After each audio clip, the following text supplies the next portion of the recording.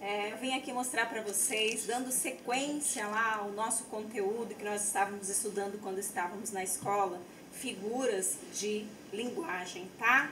Dentro de figuras de linguagem nós havíamos estudado figuras de pensamento, figuras de sonoridade, ok? Aí nós vamos estudar agora figuras de palavras, a gente tinha estudado também. Agora nós vamos entrar em figuras de sintaxe ou figuras de construção. Liga não, tá, gente? Tem um barulho aqui porque eu estou gravando aqui na minha casa e aí a minha cachorra tá passando toda hora pra lá e pra cá latindo com os cachorros, ok? Tem meu filho aqui rindo, eu tenho aqui um público, beleza? Continuando aqui. Eu tenho figuras, então, de sintaxe ou figuras de construção. Eu vou começar com silepse, tá? Uma das figuras chama-se silepse. Comecei com a silepse porque a silepse ela é dividida em 3 tipos. Eu tenho 3 tipos de silepses diferentes, tá? Eu tenho 3 classificações. Como que eu faço a silepse? A silepse, ela mexe com a ideia, tá? Ela mexe com o campo semântico, com o campo de intenção, beleza? Olha aqui, por exemplo, essa frase, a primeira. São Paulo está poluída. Quando a gente diz São Paulo está poluída, a gente entende que quando eu digo São Paulo, eu estou querendo dizer, estou me referindo à cidade. Desligou? Não. Ah, tá. Eu só estou vendo aqui com a minha produção se desligou a câmera, tá, gente? Quando eu digo cidade, São Paulo, eu estou me referindo à cidade. Apesar de São Paulo ser uma palavra, uma expressão masculina, por que, professora, que é masculino? Santo Paulo, São Paulo, certo? E eu disse aqui poluída. Se ali é uma palavra masculina, por que eu coloquei aqui uma palavra feminina? Porque eu não estou fazendo concordância com a palavra que está escrita. Eu estou fazendo uma concordância ideológica. É uma concordância que está no plano das ideias. Porque eu concordo não com a palavra que está ali. Eu concordo com a palavra que eu entendo, né? Que deveria estar ali. Por exemplo, a cidade está poluída. Que cidade? Cidade de São Paulo. Então eu fiz uma concordância com a ideia de cidade, não com a palavra São Paulo, ok? Então quando eu tenho essa mistura aí de gêneros, né? Vocês viram que aqui eu tenho uma palavra, uma expressão masculina e eu tenho uma palavra feminina. Eu digo que essa silepse, ela é de gênero. Conseguem ver aí? É uma silepse de gênero, ok? Olha a outra frase. Os brasileiros somos alegres. Quando nós lemos essa frase, a gente percebe, meu Deus, tem algum erro gramatical aí. De fato, se a gente for analisar com relação à gramática, no campo gramatical, realmente a concordância aqui não está correta. Só que quando eu falo de figuras de sintaxe, a gente tem muito mais a questão do estilo, né, de escrita do poeta, ou de uma pessoa que fez uma música, né, o autor de um livro. Então ele fez uma concordância, não é gramatical, a concordância que ele fez não é uma concordância gramatical, é uma concordância de ideias. Quando ele diz assim, os brasileiros somos, engraçado, porque assim, os brasileiros, essa expressão aí, eu quero dizer eles, certo? Então eu tenho uma terceira pessoa do plural, certo? Os brasileiros. E aqui eu tenho um verbo na primeira pessoa. Aqui eu tenho como se fosse nós. Então, houve uma mistura de pessoa gramatical. Aqui eu tenho terceira pessoa do plural e aqui eu tenho a primeira pessoa do plural. Então, misturou as pessoas. Professora, por que isso acontece? Isso acontece por conta da intenção de quem escreveu essa frase aqui. Que intenção que ele tinha? Ele tinha a intenção, quando ele disse os brasileiros somos alegres, quando ele disse somos, ele se incluiu entre os brasileiros, certo? Ele disse que ele estava ali no meio daqueles brasileiros. Ele era um dos brasileiros. Entenderam isso? Então, quando eu tenho essa mistura de pessoas gramaticais, eu tenho uma silepse de Vou colocar em vermelho aqui para ficar mais fácil para vocês enxergarem. De pessoa. Ops. Pessoa. Gente, vocês não têm noção quanto vocês estão fazendo falta pra gente. Porque na sala de aula vocês ajudam a prof, na hora que a professora tá explicando, às vezes esqueço alguma palavra, vocês me ajudam. Mas a gente vai passar por isso logo a gente vai estar junto, ok? Continuando aqui. A manada pastava tranquila, mas por causa dos estrondos dispararam pelo campo. Quem é que pastava? A manada. Uma palavra singular, certo? Palavra singular, manada. É uma palavra singular. Mas olha só, a gente continua lendo a frase. A manada pastava tranquila, mas por causa dos estrondos dispararam pelo campo. Professora, aí não deveria ser disparou? Porque eu estou me referindo à manada, que é uma palavra que está no singular. Estranho isso, né? Gramaticalmente falando, não estaria correto. Mas quando nós estamos falando de figuras de sintaxe, figuras de construção, estamos trabalhando com intenção. Estamos trabalhando com o estilo da pessoa que escreveu, certo? Quando ele faz assim, ó, dispararam, quando ele fala dispararam, ele não está fazendo uma concordância gramatical com a palavra manada.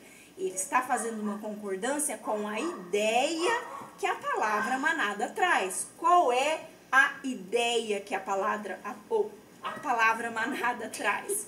Ela traz a ideia de grupo, tá? Conjunto de cavalos, conjunto de elefantes, de bois, tá? A manada ela pode ser usada para esses, é um coletivo, né? Então, ele não faz a concordância aqui com a palavra em si, ele faz a concordância da ideia. Então, quando a gente fala de silepse, nós estamos falando em concordância ideológica, uma concordância que está no plano das ideias. Valeu? Um beijo.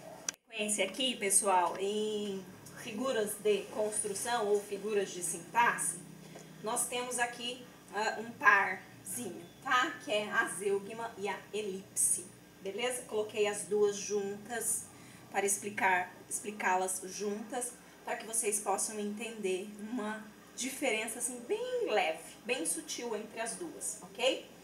Vou começar por essa frase aqui embaixo. Essa frase, presta atenção. Ó, na sala de aula, apenas 5 ou 6 alunos. Tem uma palavrinha aí que não foi escrita na frase, mas eu entendo que ela deveria estar aí. Ó, na sala de aula, apenas 5 ou 6 alunos. Ó, na sala de aula, havia apenas 5 ou 6 alunos. Havia, tá?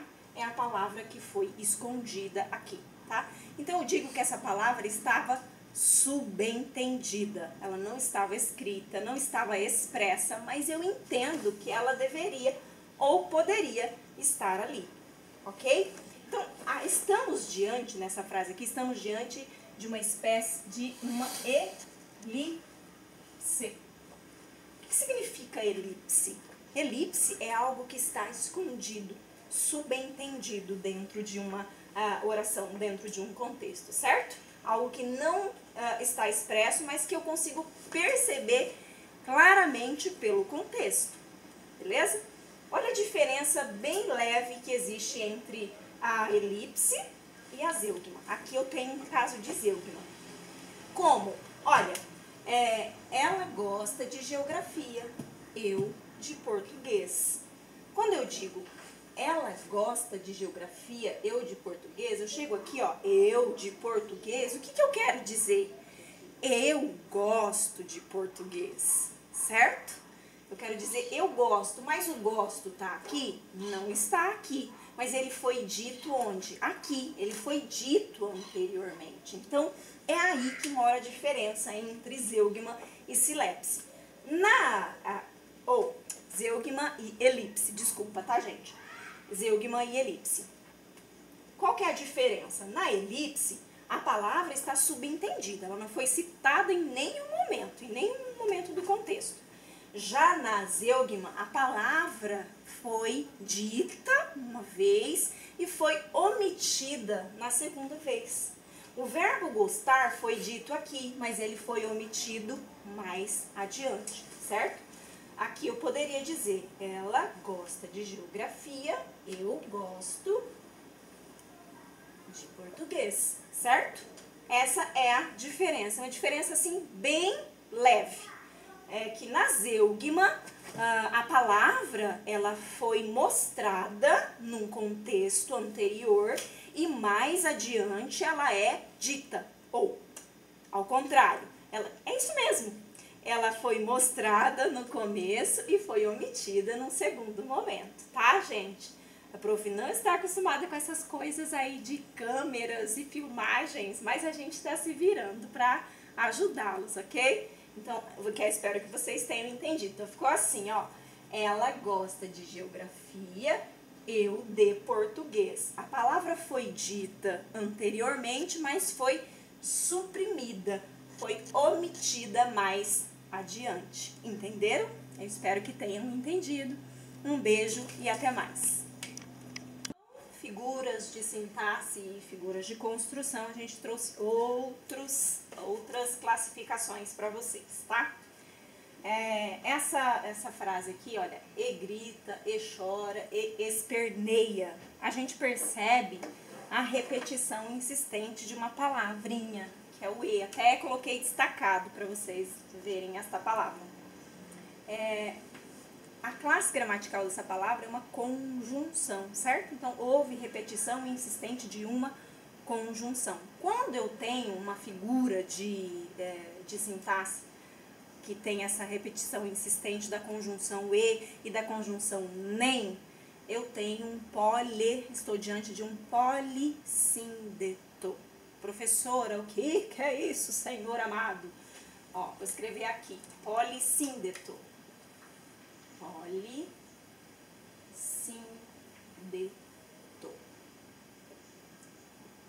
O que é um poli? A palavra poli nos remete a várias coisas. Poliesportivo, tem várias palavras que na estrutura delas, ela tem esse poli, tá? Poli quer dizer vários. E síndeto, professor, o que é síndeto? Síndeto é uma conjunção, nada mais é do que uma conjunção. Então, eu tenho uma figura de sintaxe que chama polissíndeto, por quê? Porque na estrutura eu tenho uma repetição insistente, proposital, da conjunção e ou a conjunção nem, tá? Eu vou ler para vocês um poema que eu acho muito bonito, que eu coloquei até na tarefinha lá que eu mandei para casa, que eu peguei só um trecho dela, tá, gente? Acho linda, que é: mas se Deus é as flores e as árvores, e os montes, e o sol, e o luar, então acredito nele. Acredito nele toda hora, e a minha vida é toda uma oração e uma missa, e uma comunhão com os olhos e pelos ouvidos. Por que eu coloquei esse poema lá? Porque ele tem um polissíndeto. Repete-se toda hora a conjunção e os montes, e o luar. Então acredito nele a toda hora. E a minha vida é toda uma oração, e uma missa, e uma comunhão com os olhos e pelos ouvidos, tá? É do Fernando Pessoa. Acho lindo, lindo, lindo esse poema. Então, eu tenho um polissíndeto quando eu tenho muitas conjunções. Tem uma outra aqui, que é o oposto dessa, tá? Aqui eu tenho um polissíndeto e aqui eu tenho um assíndeto. Assíndeto. Ops, deixa eu escrever aqui com o meu A, que vocês falam que parece um C. Assíndeto. Que seria, então, um assíndeto, professora? O oposto. Se eu tenho aqui um polissíndeto que tenho várias conjunções, a repetição insistente da conjunção e, aqui eu tenho ausência de conjunção. O a, em língua portuguesa, significa não, tá? Assíndeto, não síndeto, ou seja, não tem conjunção. No lugar da conjunção, ele colocou vírgulas, ok? Então, um polissíndeto e um assíndeto, ausência de conjunções. Olha essa aqui. Quando não tinha nada, eu quis. Quando tudo era ausência, esperei. Quando tive frio, tremi. Quando tive coragem, liguei. Acho que vocês não conhecem essa música. Só eu conheço. Que seria essa figura aqui, professora? Que tem aqui nessa estrutura aqui, de figura de sintaxe? Vocês percebem que aqui tem uma repetição insistente no início de cada verso, a palavra quando, tá? Quando eu tenho essa repetição insistente no início de cada verso, eu tenho uma anáfora. O ano passado, minha turma de 8º ano, eu falava assim para eles: turma, qual é a figura de linguagem do Baby Shark? Sei lá como que é a música que vocês cantam aí. Baby Shark, tchururu, tchururu. Tinha uma música assim que eles falavam, eles conseguiam lembrar o nome dessa figura justamente por conta dessa música do Baby Shark aí, tá? Por quê? Porque o Baby Shark, apesar de ser em inglês, tem essa repetição no início insistente. Então eu falava assim, como que é o nome da figura de linguagem do tubarão? Aí eles já falavam que era a anáfora. Então eles usaram isso para memorizar. Então eu falei só para que vocês também não esqueçam. Pode usar isso como exemplo, ok? Então todas as vezes que você tiver aí uma música, um poema, que tiver essa repetição insistente de uma palavra ou de uma expressão no início do texto, você está diante de uma anáfora. Beleza? Então, nós falamos então sobre polissíndeto, assíndeto, anáfora, silepse, os 3 tipos de silepse que nós temos. Falamos sobre zeugma, falamos sobre elipse. O que vai ser importante para a sua avaliação, que nós vamos fazer mais para frente, são essas figuras de construção, tá? Estudem essas que vocês vão se dar super bem. Então, um beijo e até a nossa volta, queridos.